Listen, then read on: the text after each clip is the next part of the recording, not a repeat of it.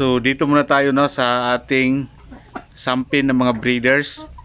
So may nagtatanong sa atin kung kailan po ba tayo pwedeng magpurga sa ating mga breeders natin. So actually hindi kailangan na buwan-buwan tayo magpurga sa ating mga breeders. For example, ito yung mga sampin natin. Kung sila po ay nangingitlog po sila, huwag po tayo magpurga, bawal po 'yon.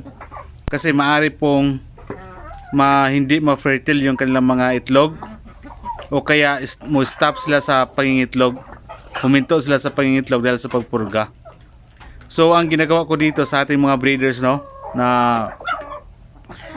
itong klase na mga native na mga manok na ito like Zampin or Basilan ay maglilimlim po sila kahit walang itlog. Kasi gumagamit tayo kasi ng mga incubator, so kinukolekta natin yung mga itlog nila. So every time na sa kanilang paitlogan dyan, for example, kahit walang itlog dyan, sila po ay naglilimlim. So ang gawin natin dyan, sinisiparate natin sila, paliguan. Pagkatapos magpaliguan natin yung ating mga breeders, saka na po tayo magpurga. So yun yung maganda na timing sa pagpurga ng ating mga breeders. Hindi sa nangingitlog sila, magpurga tayo. Hindi, bawal yon.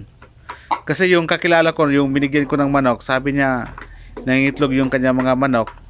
Kalauna nung nagpurga siya, hindi na nangingitlog. Or kadalasan kung may mangingitlog man, walang similya ang mga itlog dahil nagpurga tayo.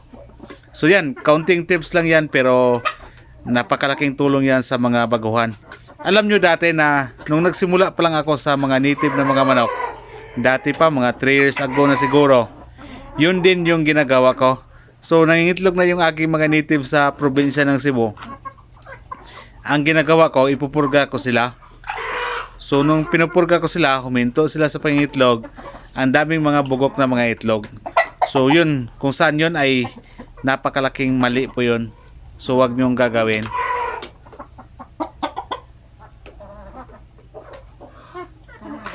Okay. So yan po yung ating mga breeders na mga Zampin. Okay, so 1:7, 1:8. Actually, pwede nga yan 1:10 eh.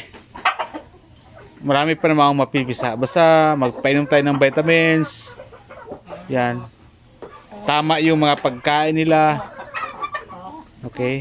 Yung hindi sila masyadong mataba, hindi rin sila masyadong payat. Sobrang payat.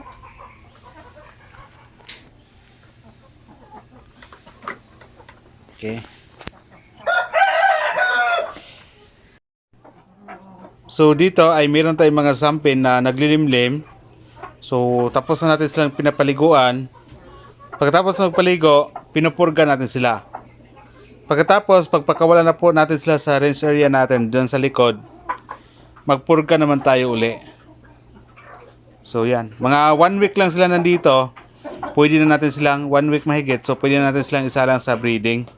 So yung iba dito, pinakawalan ko na yung iba dito ng mga sampin. Okay. So yun lang yung time na pwede tayo na magpurga sa ating mga breeders. Kumbaga timing lang. Yan o. Kung may sakit man ang inyong mga manok, isa pa. Kung may mga sakit ang inyong mga manok, wag na wag kayong magpupurga. So yan o. Yun ang problema natin sa native minsan kasi maglilimlim sila kahit walang itlog. Kaya kailangan pa rin bantayan ang ating lahat ng mga inahing mga manok. Okay.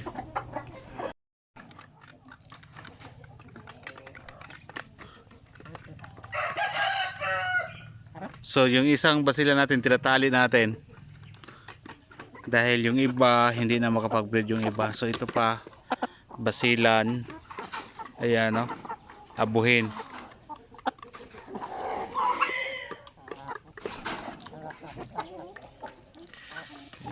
So medyo may edad na po yung ibang manok natin, pero malakas pa rin sila mangitlog. Pero hindi naman masyadong matanda na talaga. Yung iba dito ano pa siguro to, 2 years pa, 3 years na okay pa mangitlog. Pero kung 5 years na, kal na talaga.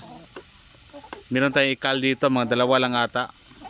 Yung pinakaunang batch natin, kinakal natin. Kasi yung iba, nakal na po natin yung iba, Kailangan i-out kapag mga 4 years na siguro mahigit.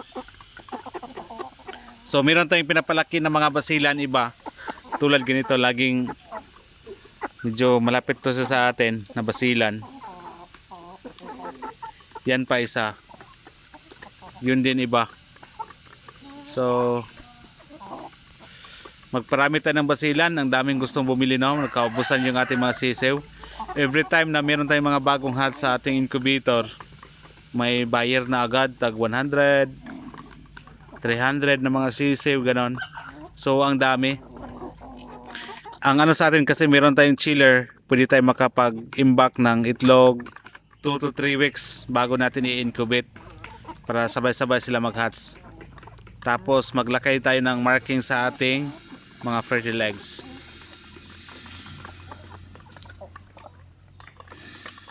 Yan.